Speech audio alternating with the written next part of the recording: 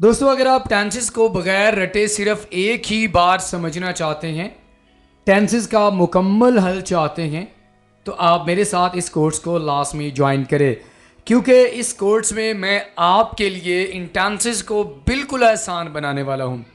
और टेंसेस को आप आसान कैसे बना सकते हैं? मिसालों के ज़रिए।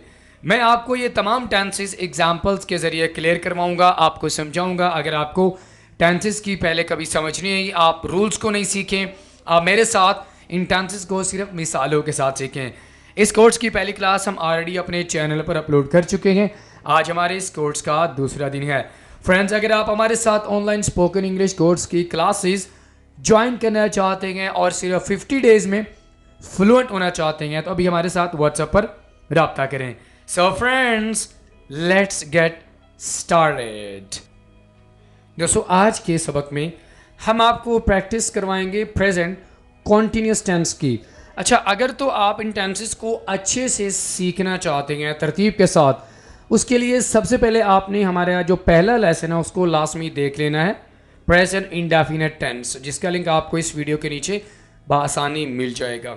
सबसे पहले आपने उस लेसन को अंडरस्टैंड करना है, देन आपने इस लेसन को देखना है। तो आज हम बात करेंगे प्रेजेंट कॉन्टिन्यूस टेंस की। सिंपल से इसकी डेफिनेशन आपको बता रहा हूं। कोई ऐसा काम जो आप बोलते वक्त कर रहे होते हैं, कोई काम जब आप बोलते वक्त, इसकी मैं आपको मिसाल दूं फिर आपको समझ आएगा। अभी मैं क्या कर रहा हूं? मैं वीडियो रिकॉर्ड कर रहा हूं। तो जब मैंने बोला कि मैं वीडियो रिकॉर्ड कर रहा हूं, क्या उस टाइम मैं वीडियो रिकॉर्ड कर रहा हूं? बिल्कुल। इस वक्त आप क्या कर रहे हैं? आप इस लेसन को देख रहे हैं। जब आपने कहा कि मैं इस लेसन को देख रहा हूं, तो उसी वक्त आप देख रहे हैं ना। तो जब हमारी ज़ुबान से अल्फाज निकल रहे हैं, उसी वक्त हम जब एक काम को कर रहे हैं, तो इसे हम प्रेजेंट कॉन्टिन्यूस टेंस कहते हैं। डेफिनेशन आपको क्लियर होगी। यहाँ पर मैं आपको रूल्स या इसका स्ट्रक्चर, ये सारी चीज़ें नहीं सिखाऊंगा। सिर्फ आपको मैं ये बताऊंगा, एग्जाम्पल्स के ज़रिए मैं आपको टेंसेस क्लियर करवाऊंगा। सबसे पहले तो इसके मुख्तलिफ इस्तेमाल आते हैं, ज़रा उनकी प्रैक्टिस कर लेते हैं। जब कोई काम उस वक़्त हो रहा हो, जब कोई काम उसी वक़्त हो रहा हो, ये मैं आपको पहले बता चुका हूँ कि बोलते वक़्त जब आप किसी काम को कर रहे हैं, उस वक़्त हम इस टेंस का इस्तेमाल करेंगे। यह है इसका पहला इस्तेमाल। नंबर 2, जब कोई काम आर्जी तौर पर जारी हो, जब कोई काम आर्जी तौर पर जारी हो, तो उसके लिए हम इसका इस्तेमाल कर सकते हैं। कोई ऐसा काम जो बार बार हो रहा हो, कोई आपको तंग कर रहा है, तो उसके साथ आप ऑलवेज का इस्तेमाल करेंगे। For example, you are always teaching me, तुम हमेशा मुझे तंग करते हो। तो इसके 3 इस्तेमाल आते हैं। जब कोई काम उसी वक्त हो रहा हो, नंबर 2 जब कोई काम आर्जी तौर पर जारी हो, नंबर 3 कोई ऐसा काम जो बार बार हो रहा हो। तो इन तमाम सिचुएशंस के लिए हम क्या इस्तेमाल करेंगे? Present continuous tense. क्लियर हो गया? डेफिनेशन और इसके इस्तेमालात आपको मैंने बता दिए हैं। ओके, अब यहाँ पर इसका स्ट्रक्चर देख लेते हैं। स्ट्रक्चर हर एक टेंस में बहुत इंपॉर्टेंट होता है। रूल्स आपको नहीं बताऊंगा, सिर्फ स्ट्रक्चर बताऊंगा, पॉजिटिव, नेगेटिव और सवालिया, कि कैसे आप सेंटेंसेस बना सकते हैं। क्यों? क्योंकि मैं आपको ये जो टेंसेस समझा रहा हूँ, आपको रूल्स के ज़रिए नहीं समझा रहा, बल्कि आपको मिसालों के ज़रिए समझा रहा हूँ। ठीक है? तो मिसालें अगर आप समझना चाहते हैं, आपको स्ट्रक्चर लाजमी समझना होगा। पॉजिटिव सेंटेंसेस का स्ट्रक्चर क्या होगा? सब्जेक्ट, उसके साथ इज, एम, आर, कोई एक लगाएं, इज लगाएं, एम लगाएं, आर लगाएं। अब अगर आपको ये नहीं पता कि इज, एम, आर का इस्तेमाल कौन से सब्जेक्ट के साथ करना है, तो मैं एक प्लेलिस्ट ऐड कर दूंगा टेंसेस की, वो आपने लाजमी देख लेनी है। डिटेल में आपको सारे टेंसेस समझ आ जाएंगे। बेस वर्ब, इसके साथ हमने आईएनजी लाजमी लगाना है। कॉन्टिन्यूस टेंसेस में याद रखिएगा, हमेशा वर्ब के साथ आईएनजी लाजमी लगेगा। उसके बाद आपने ऑब्जेक्ट का इस्तेमाल करना है।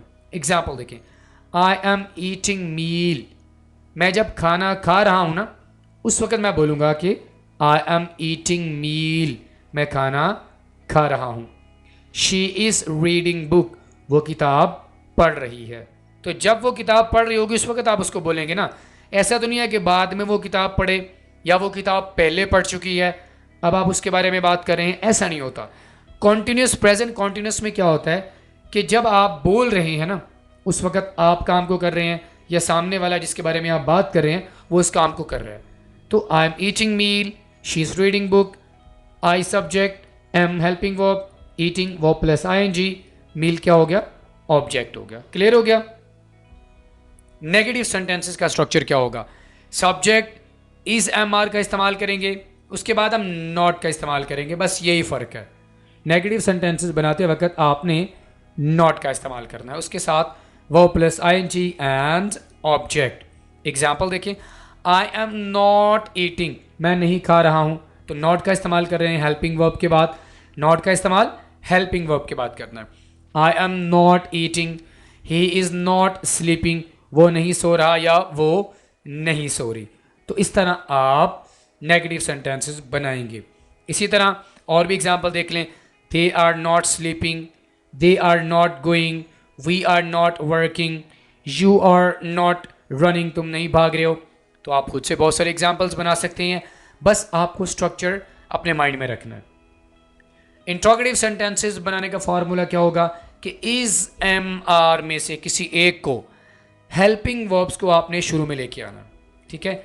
इज एम आर में से किसी एक को आप शुरू में लेके आएंगे, उसके बाद subject verb plus ING and then object का इस्तेमाल करेंगे। जैसे कि आर यू वर्किंग, आर शुरू में आ गया, सब्जेक्ट आ गया और ये verb plus ING. Are you working, क्या तुम काम कर रहे हो। इज शी डांसिंग, क्या वो रक्स कर रही है। तो याद रखिएगा, सवालिया फिक्रा बनाते वक्त हमने क्या करना है, हमने हेल्पिंग वर्ब को शुरू में इस्तेमाल करना है। ओके, ये कुछ कॉमन एरर्स हैं जो कि आपने लास्ट में अवॉइड करनी है। प्रेजेंट इंडेफिनिट टेंस में भी आपको मैंने कुछ कॉमन एरर्स बताई थी। अगर आप उन गलतियों को करेंगे तो आप टेंस को सही तरह नहीं समझ पाएंगे, आप बहुत सारी गलतियां करेंगे, ठीक है। तो आपने उन गलतियों को लास्ट में अवॉइड करना है। तो प्रेजेंट कॉन्टिन्यूस टेंस में कौन सी गलतियां, ज़रा उनकी प्रैक्टिस कर लेते हैं। सबसे पहले यूजिंग द रॉन्ग टेंस। अगर आप रॉन्ग टेंस का इस्तेमाल करेंगे तो आपका सेंटेंस गलत हो जाएगा। जैसे कि she go to school now, यह गलत है। शी गो टू स्कूल नहीं होगा, बल्कि she is going to school now. जब आपने नाउ लगा दिया तो मतलब आपने क्या करना, आईएनजी का इस्तेमाल करना। She is going to school now, they watch TV now. अब चूंकि आप बात प्रेजेंट कॉन्टिन्यूस टेंस की कर रहे हैं तो यहां पर आप प्रेजेंट डेफिनेट टेंस कैसे इस्तेमाल कर सकते हैं, तो क्या कहना है आपने, they are watching TV now. Okay, number 2, forgetting the be verb am is are, यानी इज एम आर का जब आप इस्तेमाल नहीं करेंगे तो भी आपका सेंटेंस गलत हो जाएगा। जैसे कि दे प्लेइंग आउटसाइड, आईएनजी तो आप लगा रहे हैं लेकिन यहाँ पर आप हेल्पिंग वर्ब नहीं लगा रही, जिसकी वजह से आपका सेंटेंस गलत हो जाएगा। तो हेल्पिंग वर्ब आपने लास्ट में लगाना है, क्योंकि हेल्पिंग वर्ब लगाएंगे तो आपको पता चलेगा कि आप किस टेंस की बात कर रहे हैं। दे आर प्लेइंग आउटसाइड, वो बाहर खेल रहे हैं।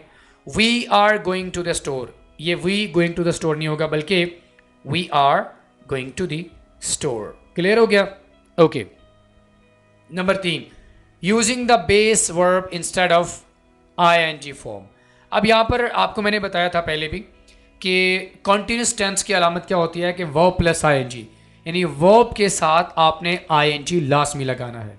अगर आप नहीं लगाएंगे तो आपका वो कॉन्टिन्यूस टेंस गलत हो जाएगा। अगर आप ये एग्जाम्पल देखें, बल्कि I am eat dinner, am आपने लगा दिया, समझ आ गया कि आप किसकी बात कर रहे हैं, कॉन्टिन्यूस की बात कर रहे हैं, लेकिन यहाँ पर आप आईएनजी नहीं लगा रहे तो आपका टेंस गलत हो जाएगा, सेंटेंस भी गलत हो जाएगा। आई एम ईटिंग डिनर, ये आपके पास ठीक होगा। She is read a book, गलत है, क्यों, आईएनजी नहीं लगा रहे तो ये क्या होगा, she is reading a book. Number 4, using is am are with the third person singular incorrectly. आप इज एम आर का इस्तेमाल कर रहे हैं लेकिन थर्ड पर्सन के साथ गलत। वो कैसे, he are going to the market, ये कभी भी नहीं होगा, क्योंकि ही इज होगा, ही आर नहीं होगा। तो ये क्या होगा, he is going to school होगा, ठीक है। ही इज, बल्कि ये गोइंग टू द मार्केट आगे लगा लें, ठीक है। He is going to the market होगा, he are going to the market नहीं होगा, ठीक है। इसी तरह शी आर मेकिंग लंच, गलत है, शी के साथ आप इज लगाएंगे। शी इज मेकिंग लंच, वो लंच यानी दोपहर का खाना बना रही है। दोस्तों, अगर आप इन गलतियों से अवॉइड करेंगे तो आपका टेंस बिल्कुल ठीक होगा। आप इन गलतियों को अवॉइड करते हुए आप अच्छे से सेंटेंसेस बना सकेंगे। तो ये कुछ कॉमन एरर्स हैं जो आपके टेंस को गलत कर देती हैं और सेंटेंसेस को भी। अब यहाँ पर आपके पास कुछ एग्जांपल्स हैं, कॉन्टिन्यूस की है, इंडेफिनिट टेंस की नहीं है। आपने एग्जांपल को लाजमी देख लेना, मिली जुली एग्जांपल्स हैं। पॉजिटिव, नेगेटिव और सवालिया। She is reading a book, वो किताब पढ़ रही है। दे आर प्लेइंग फुटबॉल, वो फुटबॉल खेल रहे हैं। आई एम ईटिंग ब्रेकफास्ट, मैं नाश्ता कर रहा हूँ। He is not working today, वो आज काम नहीं कर रहा है। Negative, we are not watching TV, I am not going to school, मैं स्कूल नहीं जा रहा। इंट्रोगेटिव कैसे बनाएंगे? Are you coming with us, क्या आप हमारे साथ आ रहे हैं? Is she cooking dinner now, क्या वो अभी खाना पका रही है? फ्रेंड्स, आपने समझ लिया? ओके अब अगर आप इस टेंस को अच्छे से समझ चुके हैं तो आपने क्या करना है? आपके सामने ये एग्जाम्पल्स हैं, आपने इन एग्जाम्पल्स को इंग्लिश में ट्रांसलेट करके नीचे कमेंट बॉक्स में सेंड कर सकती हैं, या अगर आप चाहें कि हम आपकी प्रैक्टिस को अच्छे से चेक करें, आप दिए गए नंबर्स पर भी अपनी प्रैक्टिस को चेक करवा सकती हैं। ऑलराइट फ्रेंड्स, इसी के साथ ही आज का हमारा वीडियो लेसन यहीं पे मुकम्मल हुआ। I will see you in the next video lesson. Till then, अल्लाह हाफिज़।